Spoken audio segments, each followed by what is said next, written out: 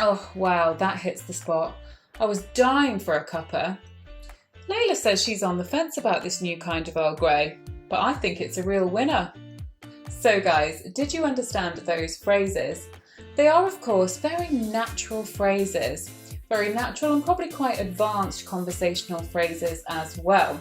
So you might find that at this point your fluency is improving, you can understand a lot of what native speakers say, but you're not quite sounding like one. You don't feel you're exactly sounding like a native yet.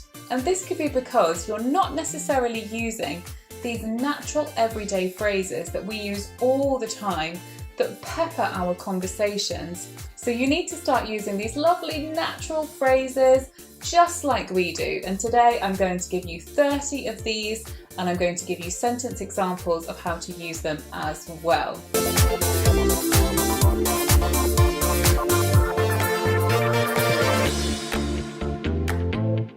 First group of phrases we're going to use today are all about describing time and when things happen. So the first one is to do something on the fly, on the fly. So this is where you do something without a lot of preparation and usually quite quickly. If you imagine that we're doing it on the fly, as in on the go, as in I was doing something else as I was doing this. So for example, we could say, I prepared my presentation for work on the fly.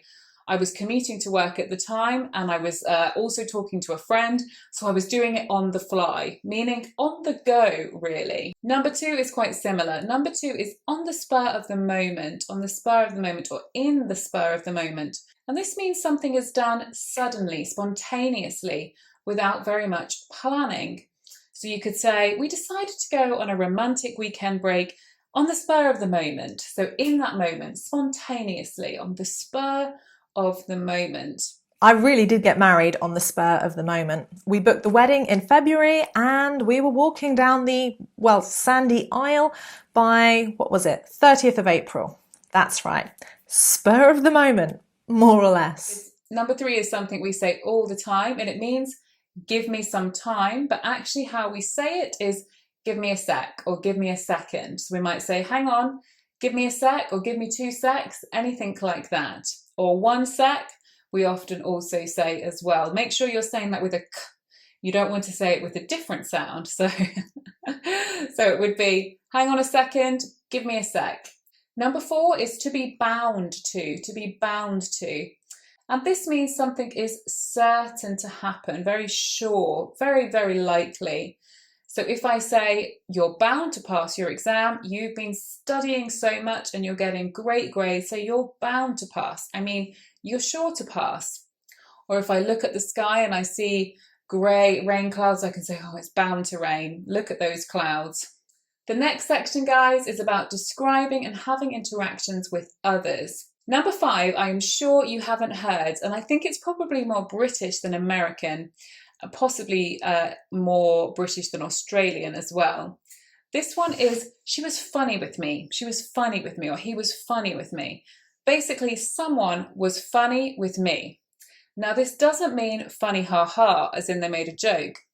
This means they were a little bit rude to me, perhaps, or they were not friendly, or they could be off. Another way we say it is they were off.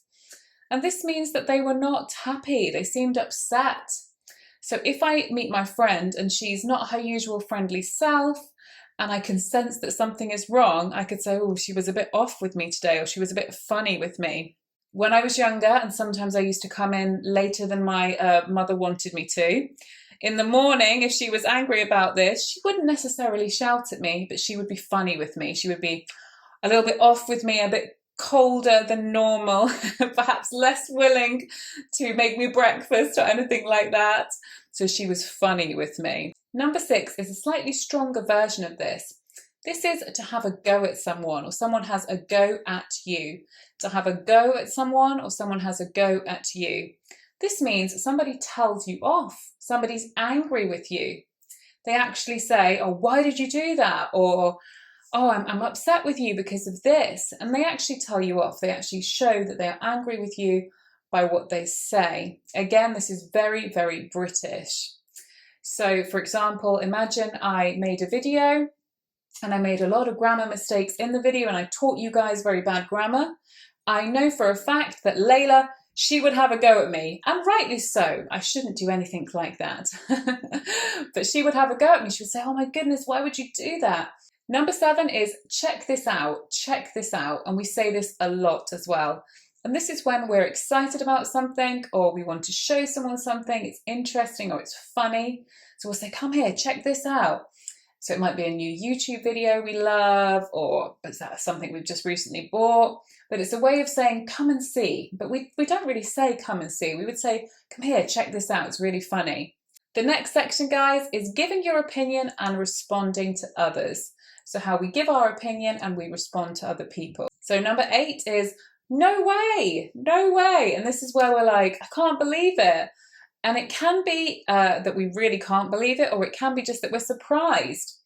So for example, if a friend tells us she got engaged or they got a promotion, we could be really happy. We could say, oh my goodness, no way. Like, we can't believe it. We're really surprised. It can also be when you really struggle to believe it. So you might say, no way, like that's not possible.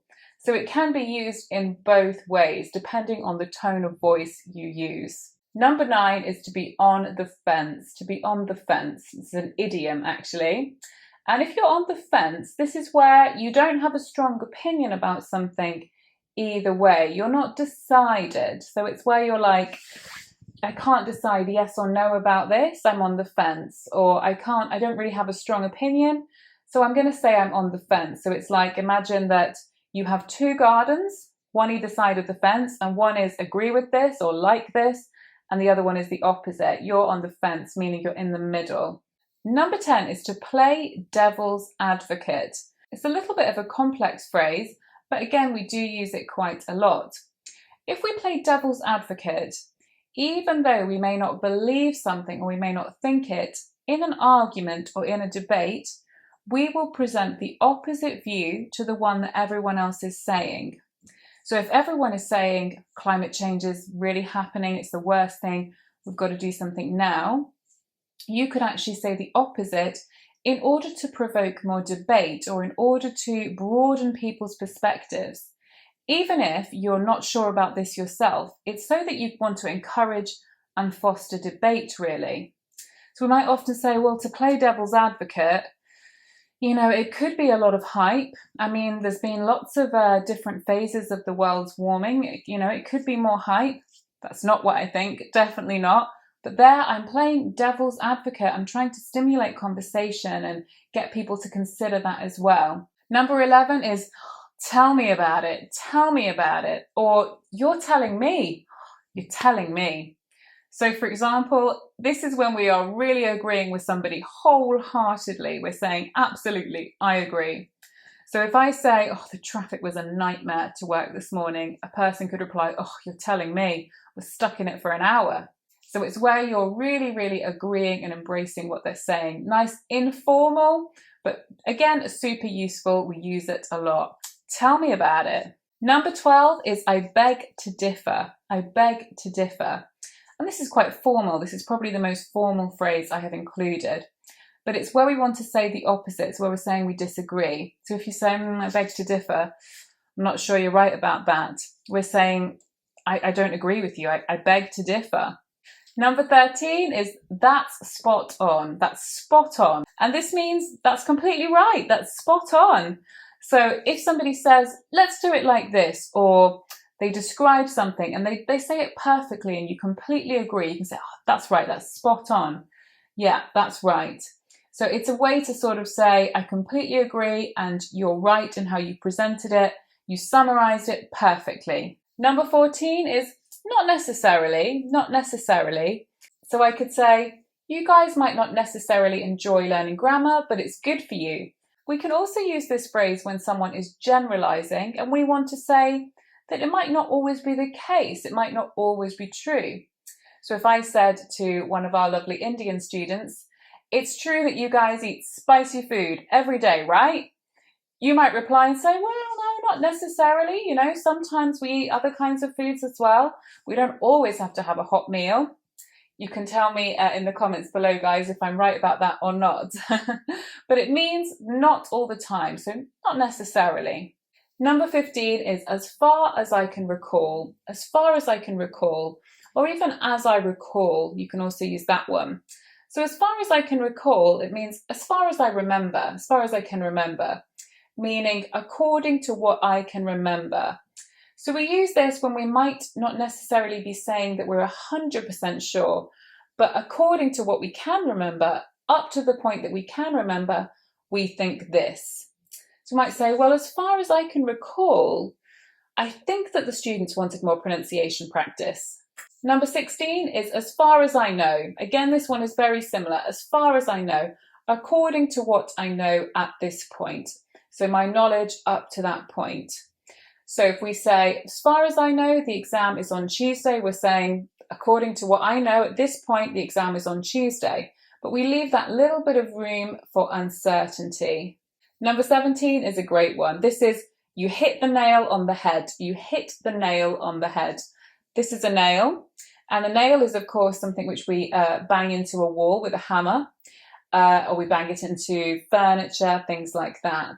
If you say that you hit the nail on the head, it means that you're describing exactly the cause of something, the reasons for something. You've summarised a situation perfectly. So when you say, oh, you really hit the nail on the head there, that's exactly it, yeah. So a colleague might say, I think he really hit the nail on the head when he said we needed a clearer vision for the future. So this next group is all about phrases we use when we're encouraging others, when we're saying things or we want to inspire others. So number 18 is hang in there, hang in there. And this is where we're saying, don't give up, keep going. So if I have a student that tells me, oh, I'm finding it difficult to progress in English, or I've hit a wall, something like this, I'll say, don't worry, hang in there. Number 19 is give it your best shot. Give it your best shot. And this just means give it your best try. Do your best. So we might say, okay, don't worry about it. Just give it your best shot. Give it your best shot. My parents used to often say this to me. If I was worried, they'd just say, well, all you can do is give it your best shot. Number 20 is you're on to a winner. This is a little bit more unusual, this one, but we're starting to use it a lot now. You're on to a winner. And this means you're going in the right direction. You found a good thing. So in business, we might often use this, or about things where we're pursuing an activity and it's going well. We might say, oh, I think you're on to a winner there. So number 21 is my mind's gone blank. My mind's gone blank.